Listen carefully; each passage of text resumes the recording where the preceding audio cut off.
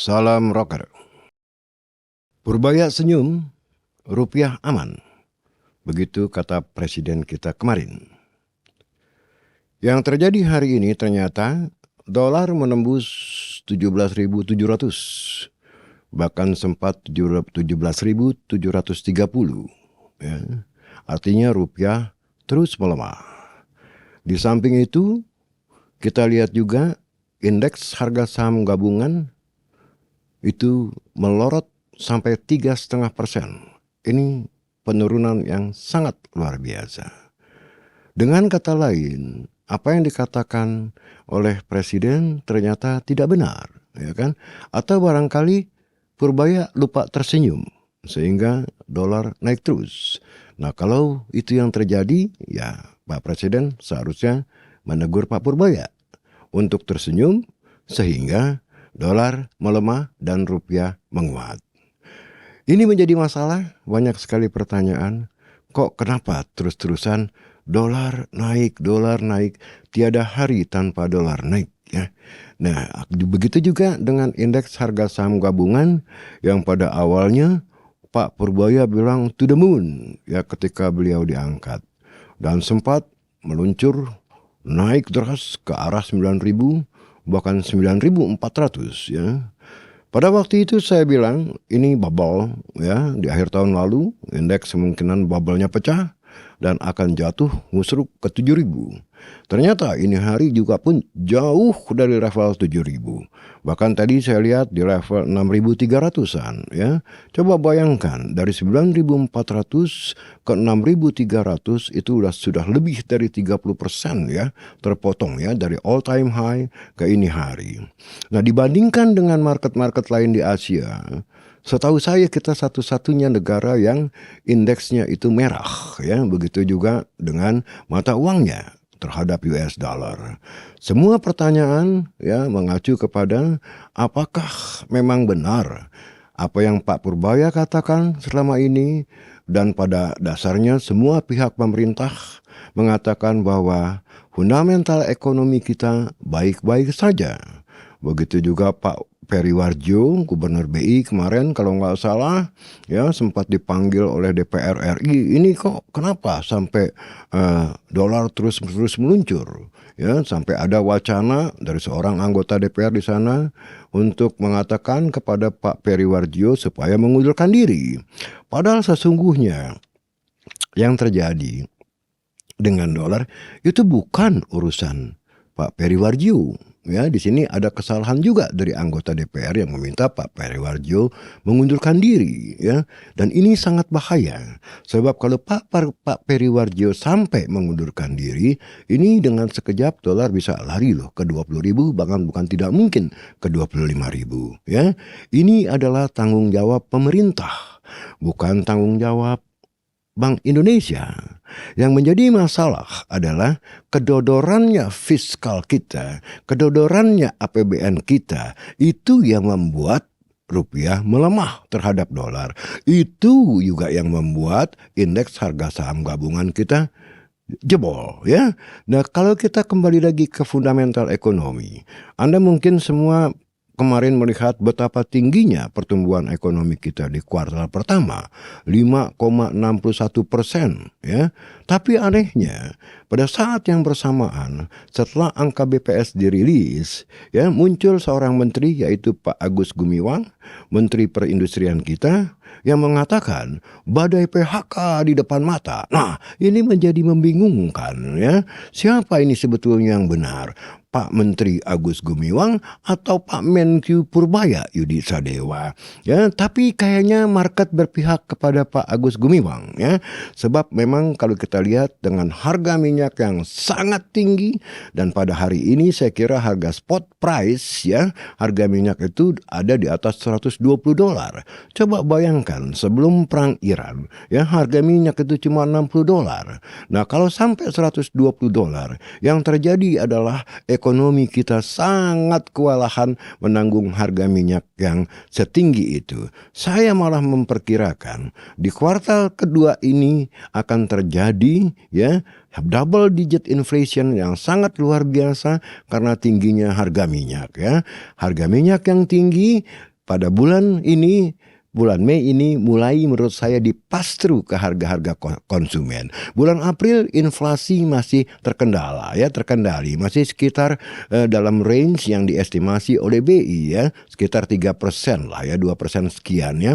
Tapi kalau kita lihat juga ya, harga dolar, harga PMI misalnya ya, itu indikator ya, Purchasing Manager Index itu di bulan April sudah jauh ke arah kontraksi ya kan, dari atas 50 menjadi ke bawah 50, itu indikator bahwa ekonomi akan slow down ya.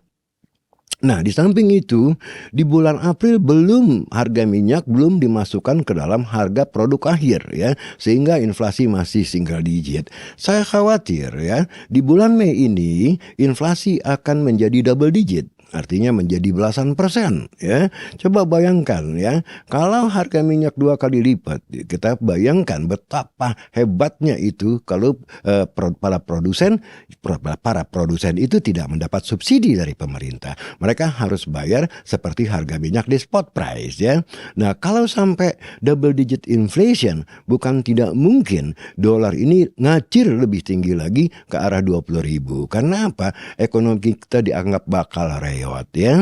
Nah, double digit inflation di tengah daya beli masyarakat yang istilahnya turun terus secara sistematis ya, dari tahun 2019 sampai ini hari, itu adalah bencana bagi suatu ekonomi ya. Angka 5,61% itu pun sebetulnya tidak dipercaya oleh para ekonom dan juga tidak dipercaya oleh market ya. Tidak dipercaya dalam arti begini, angka yang setinggi itu sangat luar biasa loh, 5,61% ya, tapi itu ternyata angka yang memang mendapat doping dari pengeluaran pemerintah yang sangat luar biasa, yang naiknya itu hampir 22%. Yang biasanya naik 4%, tiba-tiba di Q1 itu ya, itu di boost mati-matian untuk mendapatkan pertumbuhan yang tinggi. Nah, tapi apa akibatnya? Kalau memang pertumbuhan yang tinggi itu bukan hasil doping, itu saya sebutnya doping, market pasti menguat ya. Karena 5,61% itu bukan angka yang sedikit ya, bukan angka yang kecil ya. Nah, begitu juga dengan dolar. Seharusnya kalau itu bukan angka jadi-jadian ya, dalam arti karena pemerintah menggenjot konsumsinya, dolar pasti melemah dan rupiah menguat gitu loh ya. Tapi yang terjadi adalah sebaliknya. Nah, beberapa kawan ekonom telah membedah angka 5,61% itu ya, dengan asumsi bahwa seandainya angka itu bukan karena mendapat doping dari pemerintah, angka yang sebenarnya mungkin cuma sekitar 4, sekian persen itu akibat doping ya. Nah, akibat doping juga bukan cuma akibat doping juga. Kita lihat di kuartal pertama itu ada festif ya, ada lebaran, ada Imlek, ada THR ya. Nah, ini tentu menggenjot pertumbuhan ya, konsumsi daripada rumah tangga di samping government tadi. Tapi yang menjadi pertanyaan adalah semua event-event itu di kuartal kedua ini ya tidak ada lagi gitu loh. Oleh karena itu saya khawatir, dan market pun khawatir ya, dengan tetap mereka memburu dolar, yaitu bahwa kemungkinan ekonomi kita akan mengalami sharp slowdown ya, slowdown yang sangat tajam ya di kuartal kedua, apalagi nanti ada El Nino. Nah, El Nino ini sangat berbahaya, bukan cuma kita aja tapi juga all over the world ya, bisa terjadi apa yang namanya krisis pangan. Nah, udah kita mengalami krisis minyak, oil crisis dengan harga yang sangat tinggi, dan kita tidak tahu sampai kapan perang Iran dan US ini di Middle Eastern ya, di Middle East akan berlangsung ya, dan berapa lama harga minyak yang ada di atas $100 ini akan berlangsung, no one knows, nggak ada yang tahu. Nah, ini meng-create uncertainty gitu loh ya. Nah, ini yang saya khawatirkan, nanti dolar bisa ngacir ke arah 22.000, bahkan bisa ke 25.000 kalau ramalan saya ya, seandainya harga minyak ini tetap berada di atas 100 dan terjadi juga yang namanya krisis pangan akibat El Nino Godzilla ya. Nah, itu prediksi saya untuk kuartal kedua, kuartal ketiga, dan kuartal keempat ya.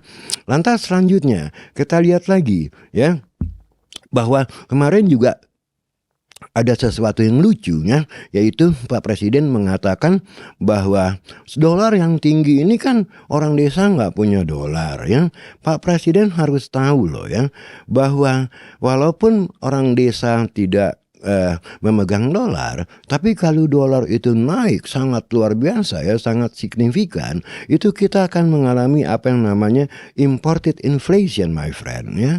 Nah, kalau inflasi itu terjadi akibat dolar yang tinggi ditambah dengan harga minyak yang tinggi, jangankan orang desa ya, menurut saya orang hutan pun akan menjadi korbannya. Nah, itulah poinnya ya. Tapi di sini saya maklumi ya, banyak akhirnya Pak Presiden memancing segala macam komentar daripada netizen yang mengatakan istilahnya unbelievable gitu kan. Siapapun seharusnya kena. Bahkan ada satu parodi dari satu anak SD yang menjabarkan bahwa harga pupuk juga bakal naik ya, harga tahu tempe juga bakal naik karena kacang kedelainya kita masih impor ya kan, harga gula juga bakal naik, harga obat-obatan juga bakal naik karena bahan bakunya semua 90% lebih kalau kita ngomong farmasi itu masih impor, dan semua akan naik. Akhirnya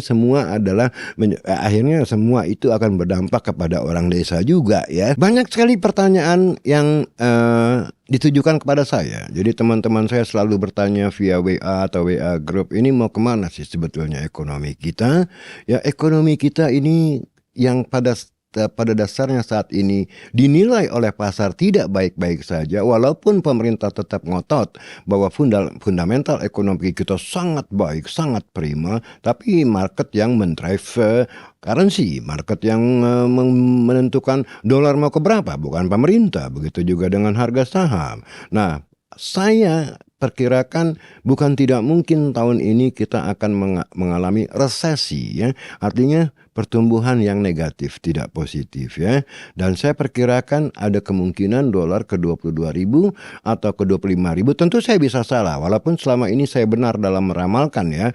Yang benar ramalan saya adalah bahwa rating agency akan mendowngrade kita punya outlook, itu terjadi ya. Padahal saya ramalkan itu udah jauh sebelum itu dilakukan oleh Moody's and Fitch ya. Ternyata benar, awal tahun ini rating agencies mendowngrade outlook kita dari stabil ke negatif. Persis seperti ramalan saya. Dolar ke 17.000 itu saya suruh beli teman-teman pada waktu awal tahun lalu ketika masih 15 ribuan ya kan. Saya bilang ini kedodoran kita nih ya. Fiskal kita pasti kedodoran dengan program-program yang ultra populis dari rezim Prabowo ini ya.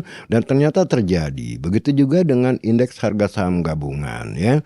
Dan pada waktu Purbaya bilang bahwa ini akan to the moon 10.000, saya bilang banyak di YouTube channel, saya bilang ini akan meledak bubble ini, dan ternyata terjadi. Bahkan lebih dahsyat dari ramalan saya, sekarang indeks harga saham gabungan berada di level 6.300 ya. Dan bukan tidak mungkin loh jatuh ke 5.000-an. Saya bukan nakut-nakutin. Kenapa? Karena belum ada respon positif dari pemerintah tentang masalah dolar yang tetap tinggi ini, bahkan tetap terus naik dan jatuhnya harga saham gabungan. Ya, Pak Prabowo cuma mengharapkan senyum Purbaya. Jadi beliau bilang selama Purbaya senyum ya rupiah aman. Ternyata tidak begitu kenyataannya ya.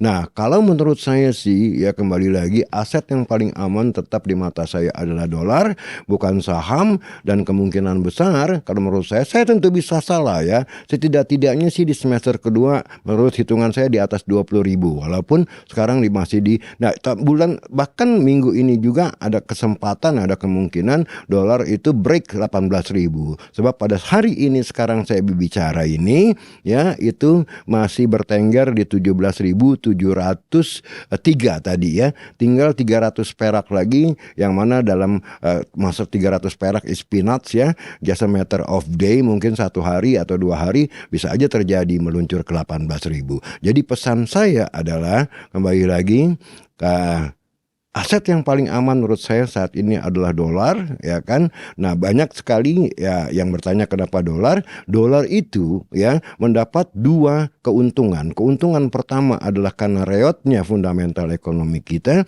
Keuntungan yang kedua adalah tingginya treasury yield 10 tahun di Amerika yang naik dari 4,2% menjadi 4,6%. Ini yang membuat dolar menjadi lebih atraktif ketimbang currency lain apalagi seperti rupiah. Saya rasa itu yang bisa saya sampaikan sebagai podcast perdana saya di YouTube channel saya, dan sampai ketemu lagi di sesi selanjutnya. Salam Rockar.